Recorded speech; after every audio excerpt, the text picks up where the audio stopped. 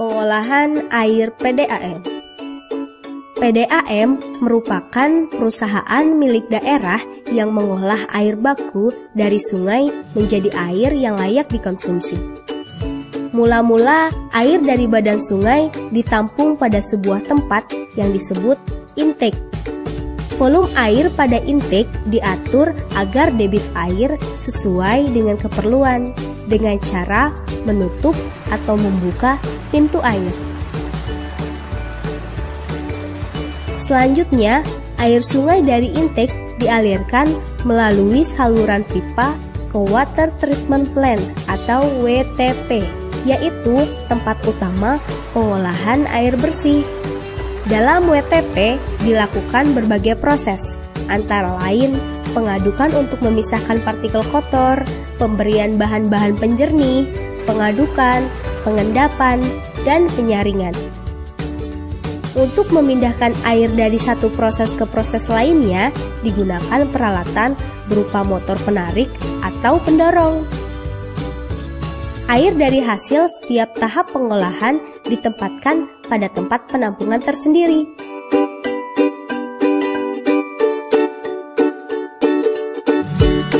Untuk proses selanjutnya melalui pipa-pipa saluran yang dirancang secara khusus. Untuk mengatur semua proses digunakan peralatan kontrol secara otomatis. Air bersih yang dihasilkan selanjutnya ditampung di penampungan akhir dan air siap didistribusikan kepada pelanggan. Penjernihan air sederhana.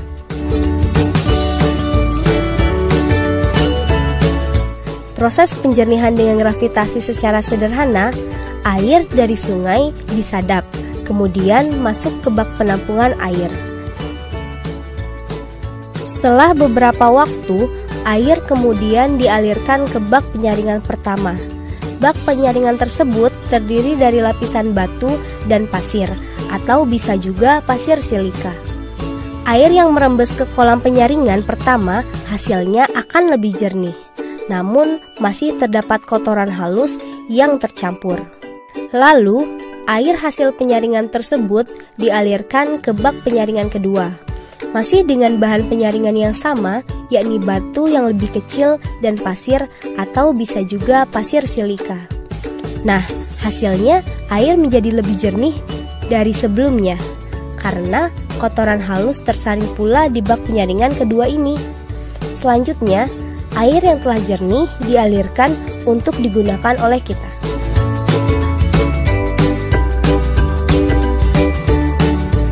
Proses penjernihan air dengan teknik campuran, yakni dengan memanfaatkan gravitasi, bahan kimia atau bahan buatan, dan bantuan alat lainnya. Pertama, air sungai disadap dan masuk ke bak penampungan. Selanjutnya, air dialirkan ke bak pencampuran dengan bahan kimia yang bersifat koagulan, seperti kapur, tawas, PAC, dan sebagainya. Setelah tercampur sesuai takaran, air dialirkan ke bak koagulasi dan flokulasi, yaitu proses pengadukan air yang sudah dicampur dengan bahan koagulan. Tujuannya supaya bahan kimia dan kotoran terpecah menjadi bagian yang lebih sederhana dan terdispersi sempurna di dalam air. Dalam prosesnya, perlu bantuan pengadukan cepat dan pengadukan lambat. Tujuannya supaya terjadi tumbukan antar partikel yang tercampur dalam air, sehingga dapat terbentuk gumpalan partikel lebih besar. Selanjutnya, air dialirkan ke bak penenang. Tujuannya agar kotoran yang sudah terikat oleh bahan koagulan dapat mengendap di dasar kolam. Setelah itu, air hasil endapan dialirkan ke bak penyaringan. Di sini, partikel yang lolos dari tahap pengendapan disaring dengan bahan tertentu.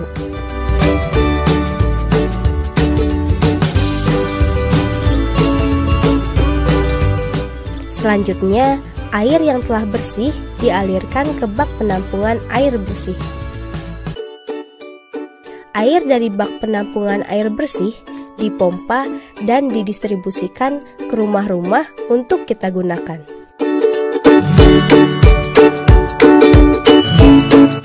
Access to fresh water is one of the largest drivers of creating a modern society. But what allows everyone access to seemingly endless supplies of potable water? It depends on where you live, but chances are behind your tap, there's a municipal water treatment plant. There are two main types of water treatment plants: drinking water or wastewater plants. We'll be focusing in on drinking water plants here, but if you'd like to learn about how wastewater is treated, you can watch the video linked in the upper right here. The question still remains, how exactly does one treatment plant take dirty river water or well water and turn it into water that is safe to drink? It involves a lot of processing, using chemicals, filters, and removing all of the toxins and hazards from a given source. The entire process starts with something called coagulation and flocculation. All drinking water has to come from somewhere, usually being freshwater lakes, rivers, wells, or streams. In these water sources, there's going to be some amount of sediment as well as organic materials in the water. These particles of sand, bacteria, dirt, wood, etc., they all have to be removed before the water can be sent out to city residents. To do this, chemicals called coagulants are added to the water. These chemicals, such as aluminum sulfate or ferric chloride, work to help the particles in the water congeal together. Essentially, these chemicals have the opposite charges of suspended solids, like clays or silts. When combined, the charges of the particles are neutralized, allowing for them to stick together. Coagulants are often added to the water right at the inlet of a drinking water plant, where the water then goes into mixing basins called flocculation basins. In these basins, the solution of water and coagulant will slowly be mixed together to form what are called floc particles. After mixing for a set amount of time determined by water quality in the flocculation basins,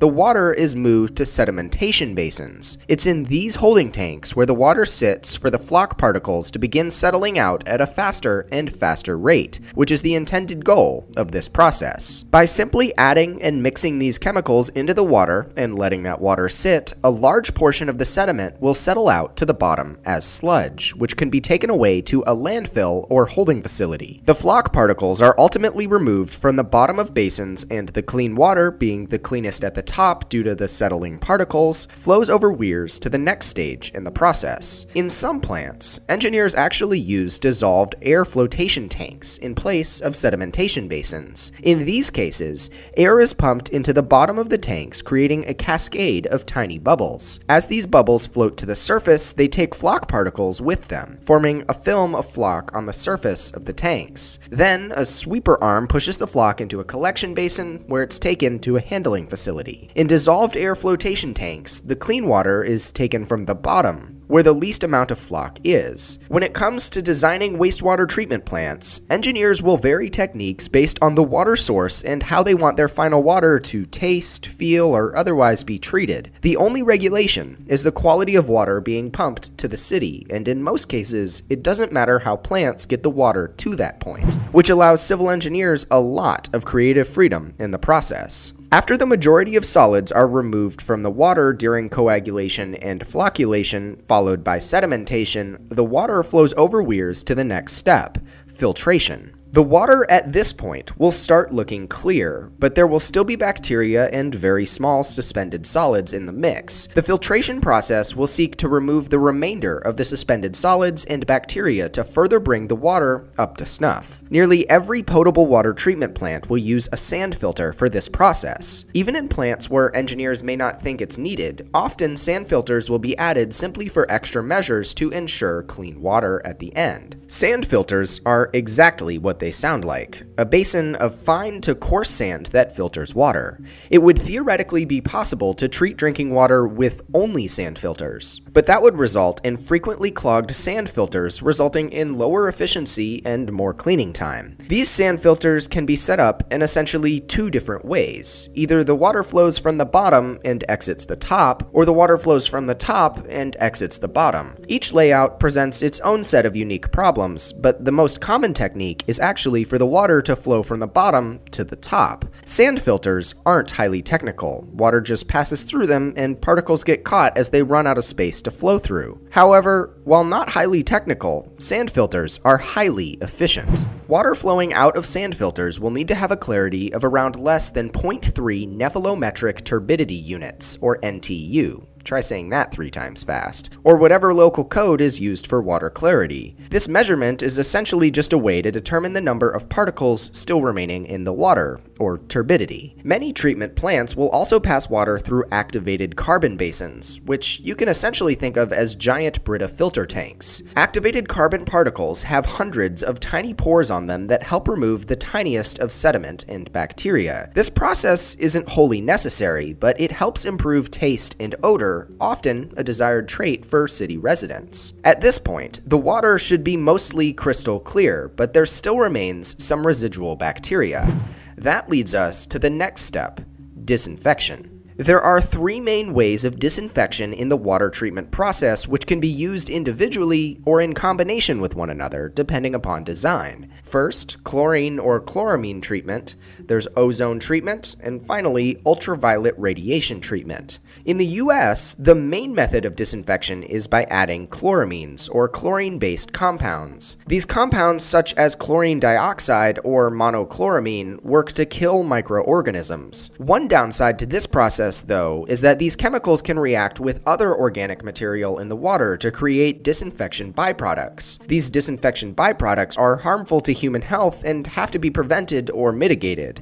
This extraneous reaction with other organic material is also why chlorine disinfection must come at the end of the treatment process. If added at the beginning, an abundance of disinfection byproducts would be created, causing a plethora of issues for the engineers and plant operators. Even with all of this, chlorine is used mainly because of how it kills pathogens. It not only kills any pathogens in the water at the plant, but residual chlorine levels also remain in the tap water, killing any contaminants that might get introduced after leaving the plant. Most cities or states will have maximum or minimum chlorine levels in the treated water in order to keep both the water treated and city residents safe. The other most common method of treatment is ultraviolet radiation. In this process, UV light is shined through the water, which scrambles any bacteria's DNA. This doesn't kill the bacteria, but it makes it impossible for them to reproduce, thus making them harmless. The main downside to this disinfection process is that it isn't residual like the chlorine, meaning that any bacteria introduced to the water after this process can't be treated. Finally, we're left with ozone treatment. This process involves adding ozone, O3, to the water. Called ozonation, the ozone kills the bacteria in the water as well as improving the taste and odor. In most cases, this treatment process also requires that a chemical be used to remove any ozone at the end, such as sodium bisulfate, as not to cause any harmful effects to the city's population or anyone who might drink the water. After the water is treated, in any one of these 3 disinfection processes, it's ready to be pumped into a city's pipe network for delivery to your tap. The water flowing out of a plant is tested for various levels of chemicals, particles, and other qualities all outlined in a plant's permit. This permit, set by the governing agency, regulates water quality and holds the treatment plant accountable in the treatment process. At this point, all the water is fit for human consumption per the permit, and the treatment plant is tasked with keeping it flowing through the pipes in your city. Constant pressures of 40 psi must be kept at the outlets of the water in the system so that in areas of high elevation in the pipe network, the water retains residual pressure. 1 foot in water elevation is directly correlated to an increase or decrease of 0.433 psi. So as water is pumped throughout the city, its pressure at any given point of differing elevation fluctuates. Positive pressure always has to be achieved as to not let any external water in the ground flow through pipe cracks or joints. This would contaminate the entire system and is one reason why you might experience a boil water notice. Essentially, that means engineers have reason to believe that somewhere in that city's pipe network dropped below the required psi and water or contaminants might have infiltrated the system. Massive pumps at the treatment plant supply pressure to the system through constant operation. Some of this pressure can be stored as elevation in water towers, which can give pumps a backup in emergencies or fire flows.